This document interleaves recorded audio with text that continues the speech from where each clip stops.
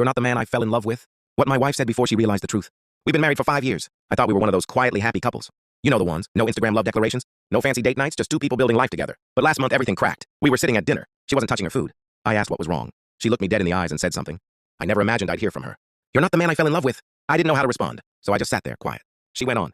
You used to be so full of life, spontaneous, passionate. Now everything with you feels like a checklist. Bills, groceries, work, sleep. What happened to us? I didn't even defend myself, because deep down, I knew she was right. For the next few days, things were cold between us. No fights, no affection. Just space. But during that silence, I started thinking, yes, I changed, but why? Because I was trying to build us a life. The late nights weren't because I didn't love her. They were because I was making sure the light stayed on. The routine wasn't boredom, it was stability. I gave up on adventure because I thought comfort was what she needed. But maybe she never asked for that. Maybe she just wanted me. So I made a plan. I took a few days off work without telling her. I booked us a weekend trip to the little beach town where we first met during college. No fancy hotel, just the small cottage we stayed in 7 years ago. Same food stall, same clumsy kayak rental, same hilltop bonfire we sat under back then. At first, she didn't get it. She kept asking, why are we here? I just said, you'll see. The second night, we sat near that same cliff we sat at when we first kissed. And I handed her a handwritten letter. It said, you said I'm not the man you fell in love with. But you fell for a guy with no money, no plan, and just love and hope in his eyes.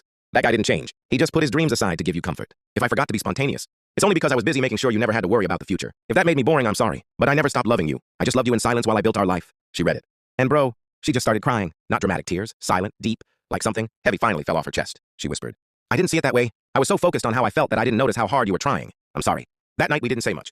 We didn't need to. We held hands like we used to, like two people remembering they're not on opposite sides, just looking at the same life from different angles. Since then, everything's changed, not in some movie way, but in how we talk, how we look at each other. Sometimes it takes breaking to realize what's worth fixing.